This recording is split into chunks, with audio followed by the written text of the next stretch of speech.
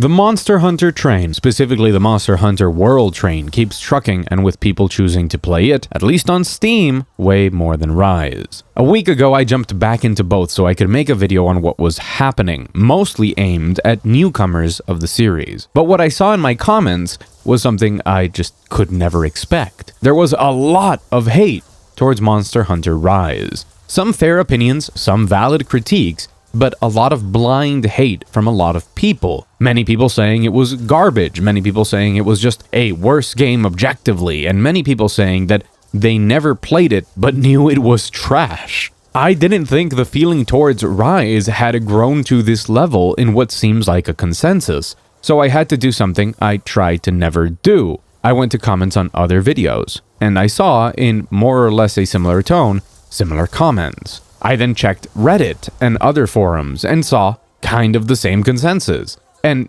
that was impressive to me, since Rise pushes the series forwards more than World does. But people talk about it like it's a mistake that needs to be forgotten.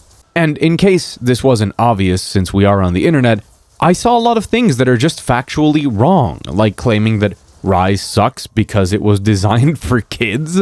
That a lot of people said that. And then there were also opinions very strongly stated as facts, but that's more or less the internet as well these days. So I wanted to make this video to clear up a lot of the misconceptions around Rise, since it's very clear to me now that a lot of people have never given it a fair shot, but are also saying that it's really bad. And I think there's a lot of people that came into the series with World that don't understand what Rise is going for or its context at all. So this video is divided into 3 parts, and you have the timestamps below. But I'm going to address all of those common misconceptions and some of the more broader generalizations made about Rise. Then I'm also going to talk about all of the fantastic things that Rise does and why it's so important for the future of the franchise, and then all of the negatives about it. So this video is a bit long, so maybe grab a snack and your favorite mug. You know, sit back, relax. To start off, there are, of course, a lot of issues with Rise, as well as a lot of contentious points, but it is definitely not what a lot of people paint it as, and considering that World was the introduction for a lot of people, and since there's still plenty of time before Wilds, I think it's important to really show Rise for what it is, and let it have an honest chance with the players that haven't given it one. Especially since we know the game did very well in Japan, but World was the first game in the franchise to reach 70% of its sales from outside of Japan, and that's not the case with Rise. So a lot of the people that haven't jumped on are here in the West. Now, we need context at the start. It's important to keep in mind that Monster Hunter historically has had 2 different development teams working on the franchise at the same time, with one team focusing on console experience and the other on portables.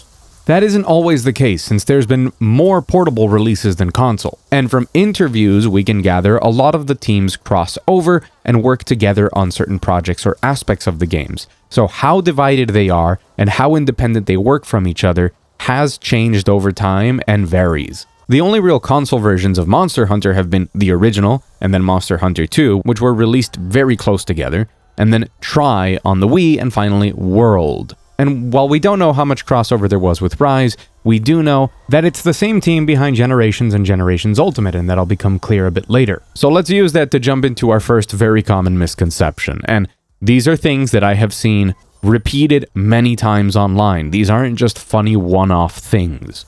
The first one is that Rise is worse because it's a portable game.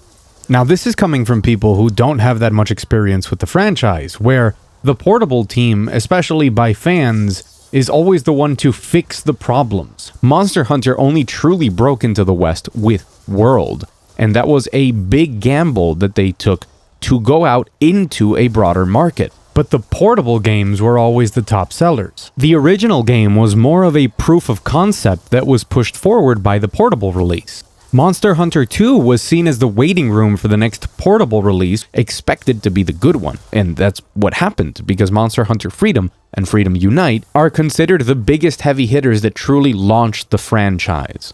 Meanwhile, Try on Wii was not very well received. Despite it being on the most sold home console ever, people didn't really like the swimming gimmick, and it just underperformed. And Portable 3rd and 3 Ultimate are widely regarded as saving everything from try. Now keep in mind, I am talking about fan reception. I remember really liking try, and even back then, reading on GameFAQs that it would be much more improved when we got the portable versions of the games, and then there was the merge of the main team becoming the ones in charge of 4, which was a portable game. But the point still stands. The portable team has always been held in very high regard. So noticing this problem, Capcom abandoned home console development as they had approached it until that point, and decided to do something different, leading to the very long development time on World, during which 4 Ultimate, Generations, and Generations Ultimate all came out to more or less the same success as previous portable entries. And finally, we get back to World, which by all accounts is the anomaly. Obviously, the console team not only grew and changed during that time, but it also had a much longer development time to come into its own and focus down on World, to the point that they're not even comparable to what they used to be. But that doesn't change the fact that thinking that the portable releases are the bad ones is just straight backwards, and seems to largely be coming from people that just look at pretty graphics and have no context for the history of the franchise or how things have always worked for it. Which again, until World, Japan was the only market, and the portable team was the A-team. I don't think that's changed. I just think that now they have 2 teams working on bigger projects that require more time and might be more different between each other. The second most common misconception is that it's a baby game, that it's a very easy game, that's a toy because it's on Nintendo and it's designed for younger audiences and babies. I was very surprised, probably as much as you are right now, that this is a common thing people think. Some of this probably comes from the fact that the entire low rank of Rise is, honestly, very easy.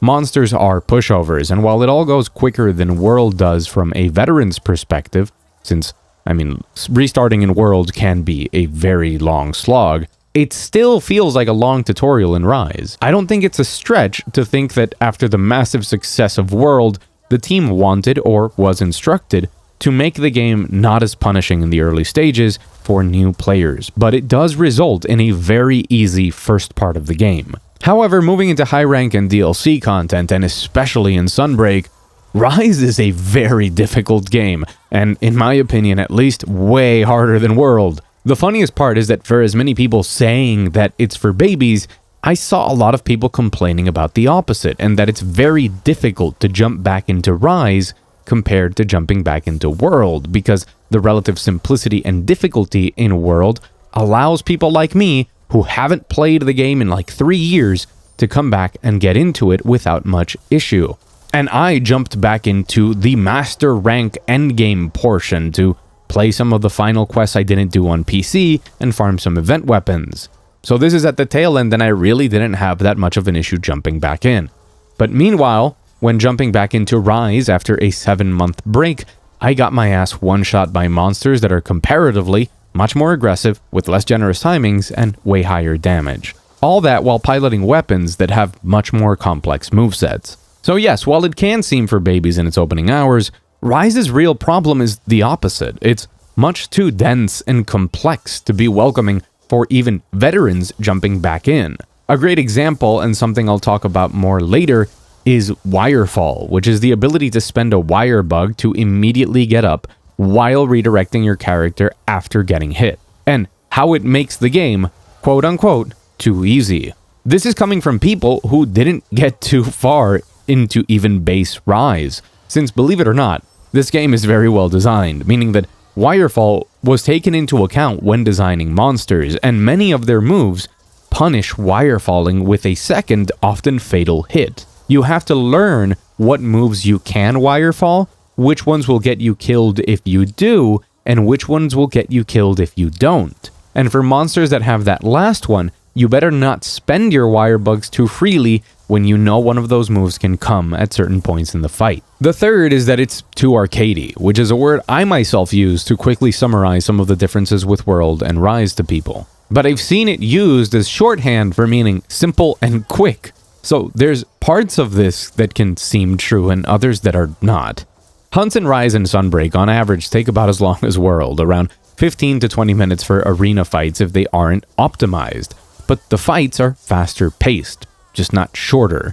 They are also definitely not simpler, since both hunters and monsters have access to much deeper movesets. Now, if you're using Arcadey to express that it's faster, more flashy with a ton of numbers and effects everywhere, and that it loses the very weighty feeling from World, then yes, that's accurate. Although saying that combat in Rise lacks any weight is also a gross over-exaggeration.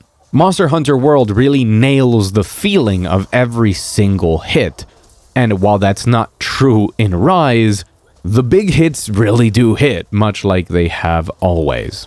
The fourth misconception is that it gives hunters too much power compared to the monsters. That is true sometimes. Some hunts, especially later on in the game's life cycle and expansion, this is not the case at all. Some fights feel very tightly balanced, and I'd highlight things like Silver Rathalos and Gold Rathian, Flaming Espinus and Lucent Nargacuga, as well as the OG Rise DLC of the Elder Dragons. Man, like Chameleos was a really good fight. And those are all really good examples of that upped power level, but it's still balanced. And you can still take a lot of hits, you don't die in 2 hits, but the movesets of the enemies are very well balanced around all the tools that hunters have as well. And of course, if we're looking at just fights that are very clearly designed to take everything into account, Magnamalo, or Mango Melon, if you prefer, at every part that you fight him throughout the story is very well balanced as a fight. So yes, some fights can be too easy, and others towards the end are way too hard in bad ways, especially afflicted monsters. We'll talk about those a bit later. But the point is, you don't always have more power than the monsters. It's just that it doesn't always get the balance right, but you shouldn't just generalize it, because then you reach the end of Sunbreak and a lot of people are not going to feel that way at all. But yeah, before we get into all of those negatives around balancing, we have to cover the last 2 misconceptions, and then we'll talk about the good stuff. But since I stopped here for a second, let me remind you that it's a great opportunity to hit the like button, since that helps the video a lot. And maybe start thinking about subscribing. If you think I haven't earned your subscription yet, well, hopefully I will by the end of the video. So the 5th one is like my favorite generalization about the game, which is that the game has poo-poo graphics and therefore is garbage. And I understand 100% that people might not want to play a game if visually it isn't appealing to them. And for many people that were introduced to the franchise with World, it is a huge visual downgrade. But if your main argument is that it's ugly, you really should leave your argument at that and then not say anything else.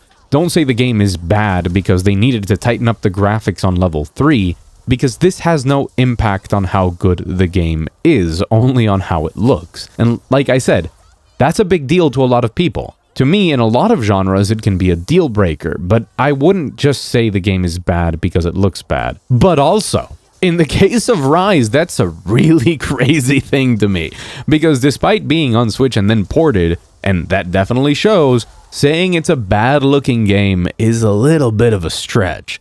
It's worse looking than World, sure, but it also has some of the best monster designs in the series, some of the coolest weapon designs, and some of the most badass looking and feeling moves ever put into the franchise, both for monsters and hunters. So I really don't think it's fair to say the game looks bad.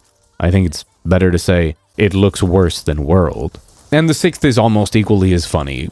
People say it's too anime. It's too far gone. They just took it too wild. And guys, these games have always been very anime. Just look at the longsword. Taking the series further in movesets and power levels was always going to end up here. If this is too much for you, that's fine. But I've seen a lot of comments saying that it takes the series away from its more grounded roots. Yeah, sure. If you want to call some of the things you can do in these games while fighting gigantic monsters grounded, that's fair. Yeah. So there's a lot of good in Rise that we need to talk about. It brought a lot of very important changes. Many of them can be contentious with fans, but I'm going to do my best to explain why they are net positives and why the series just won't be as good if these things are left behind in Wilds. Wire bugs are hated by many people, and I think even people who like them, which is my case, dislike the concept of them in universe, and they seem very dumb, because they're these magic-like bugs that enable all of these crazy things, and it just requires a lot of suspension of disbelief, even within a series that can get as crazy as this one can. But if you just think of wire bugs as abilities on cooldown, including what I said about wirefalls earlier in the video, they add a completely new system to Monster Hunter. There's been cooldowns before, and there's been resource spending moves as well, but adding a universal system of resources and cooldowns adds an extra element of strategy and efficiency for fights. And it still works as a flashy press a button and get dopamine for new players. This system in itself is sound, even if you don't like the idea of it or the moves, but when looking at what additional complexity can be added to the game while having it remain accessible, this is a really smart system. Again, you can dislike the bugs themselves, and you can dislike that additional complexity, but saying it's a bad concept or poorly implemented is just not true. And I swear the people saying that these skills are dumb never got far enough in the game to understand them, or they just got skill issued. So yeah, wire bugs. Bugs between bad and meh, but from a design perspective, adding resources for cooldown-based abilities is a logical progression. And, in this case, it's very well done. And this is directly connected to the biggest thing about Rise, more than any other game before it. It truly expands and evolves the weapons. Historically, Monster Hunter would add maybe a single new move for each weapon each generation. At most, a new mechanic, but Rise goes ham. It's only comparable to Generations and Generations Ultimate, which had the Hunter Art system, which is basically somewhere between a prototype and a different version of Switch skills in Rise.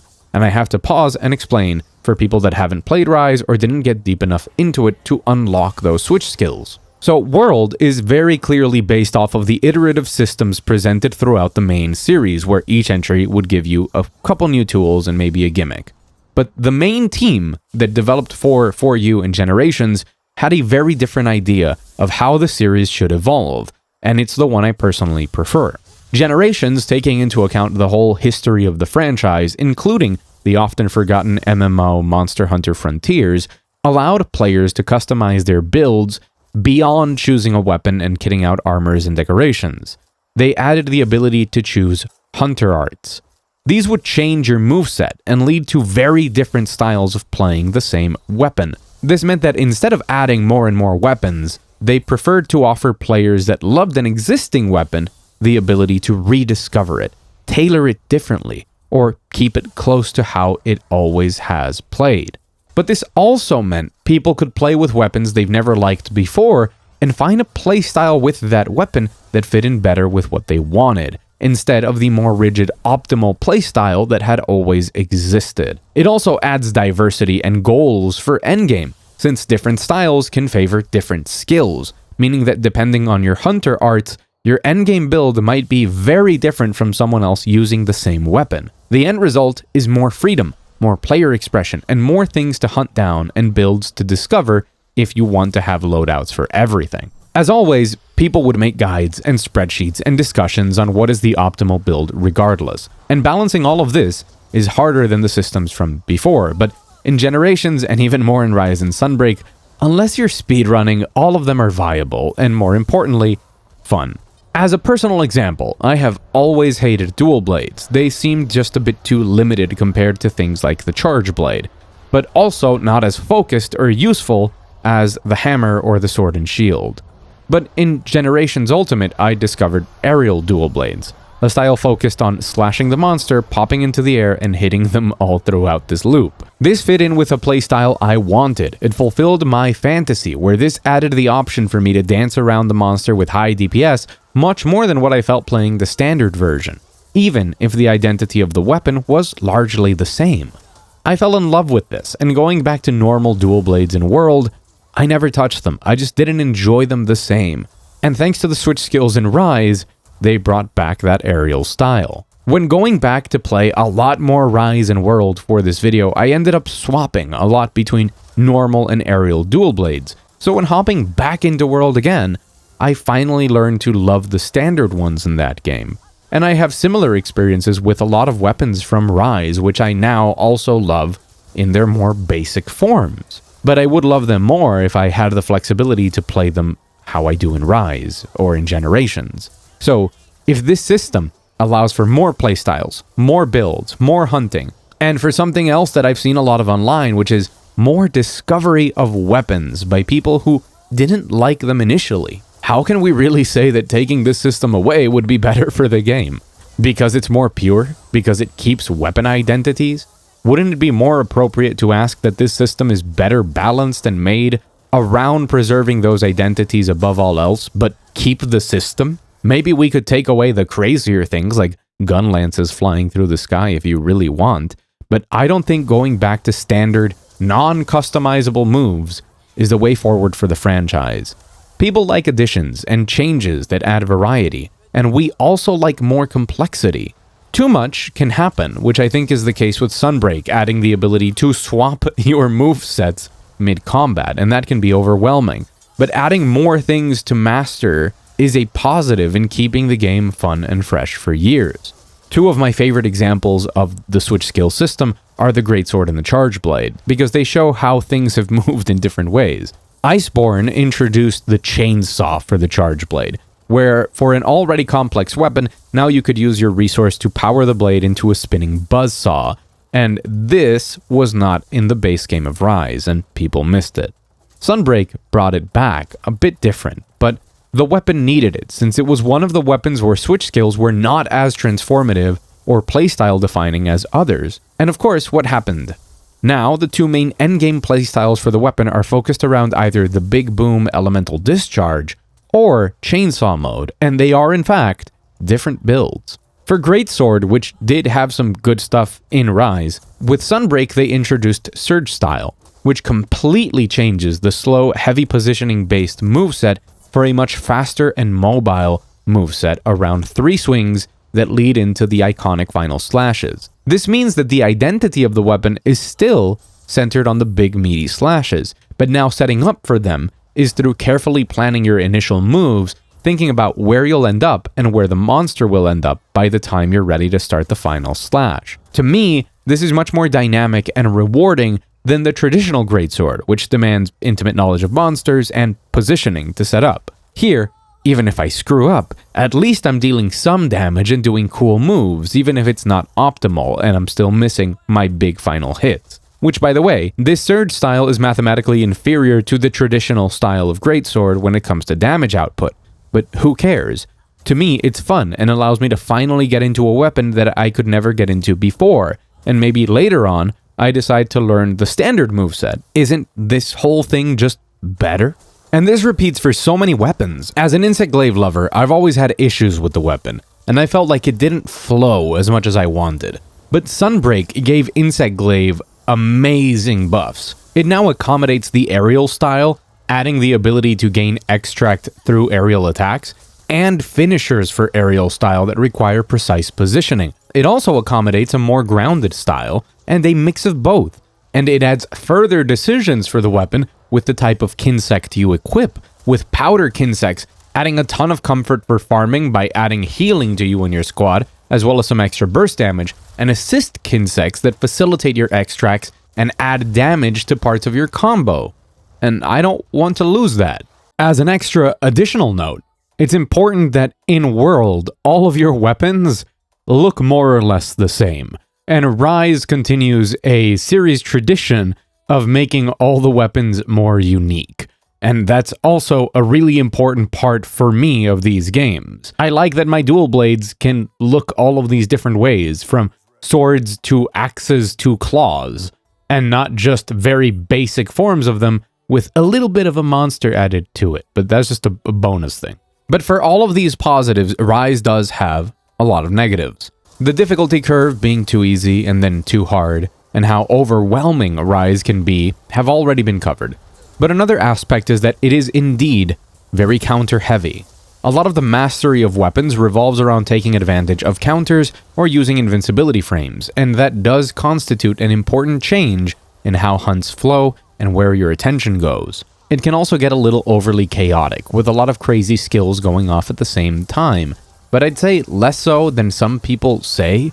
Walking around the guiding lands with a squad in World can look equally busy at times, but it's just more formulaic there, since it's very busy, but it's also quite easy and less diverse in what both you and other hunters do compared to playing something like Sunbreak at launch, which I don't have footage for, but we had a lot less memes of insert weapon users sharing a single neuron where you just get identical timings of combos, since there's a lot more diversity thanks to that customization. So people are doing different things at the same time, which, while it can lead to things looking more busy, to me it's also much more visually appealing. And I don't want to talk about graphics or how immersive the game is. We've talked about that before, and it's both subjective, and it also is what it is. If Rise had the graphics and the more weighty feeling to weapons, but with the changes to movesets and builds, I think it'd be very well loved, but, whatever. But there are a couple of huge negatives that need to be avoided moving forward, in my opinion, and that if you're thinking about Rise, you should know.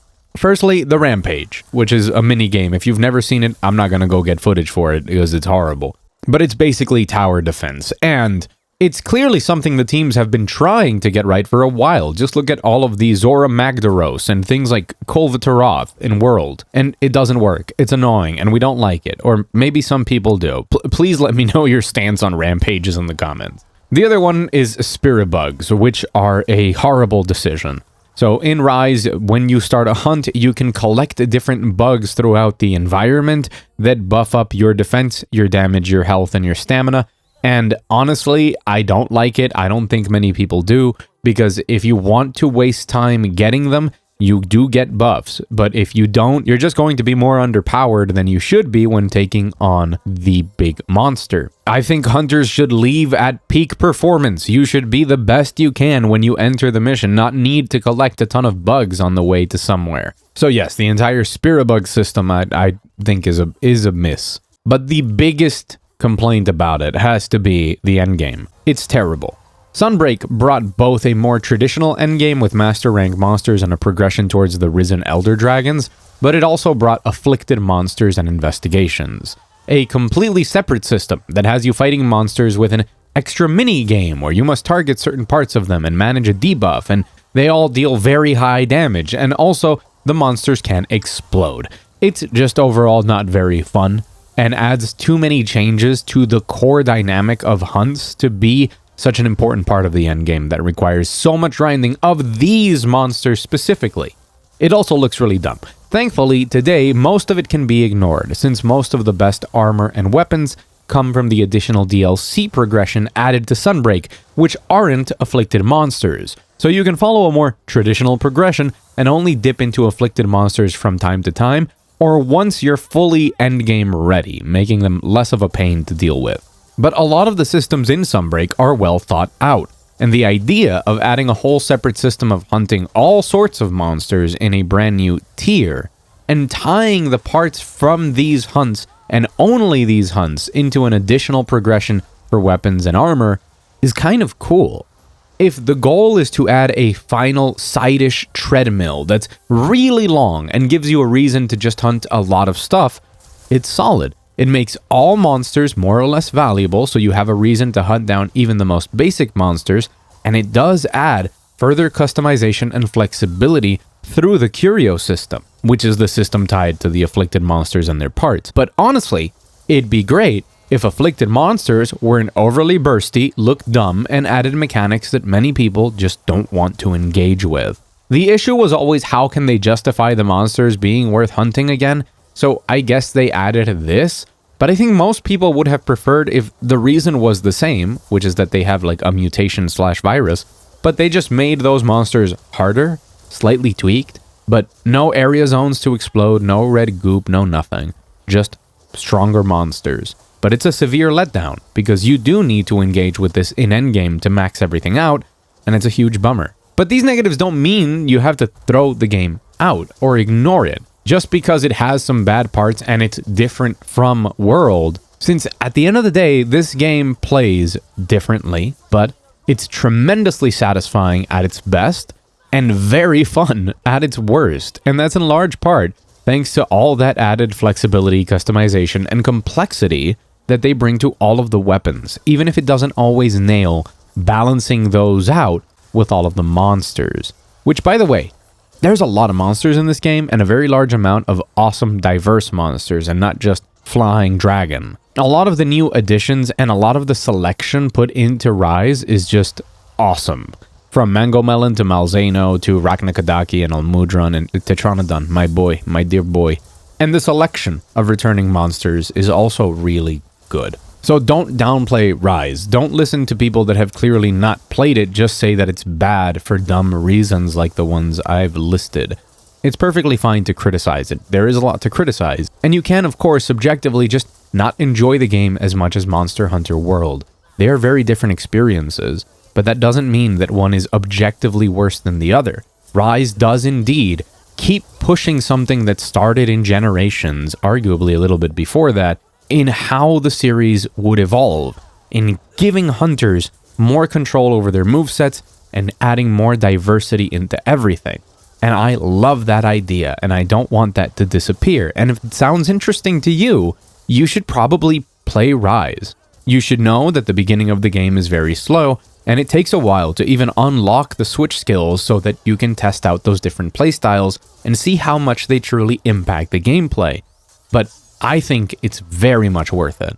So I hope this video helps to address some of those misconceptions and generalizations and the bad reputation that Rise has gained, and how important this line of thought is. I honestly just hope that this video helps in making people that just weren't properly informed about Rise to give it a shot, or at least to not blindly contribute to the kind of unwarranted reputation it has. And this video was meant to be way shorter, and somehow also meant to include some speculation and calming of expectations around Monster Hunter Wilds. But I feel like this video is both very focused and very long as is, so I'd rather cover that in a separate video that will probably also end up being way too long. And if you're in for that, and for more videos, not only on Monster Hunter, but on a lot of different things, subscribe. You'll have my unending gratitude. I've been Mug Thief. Thank you so much for watching, and I'll see you very soon.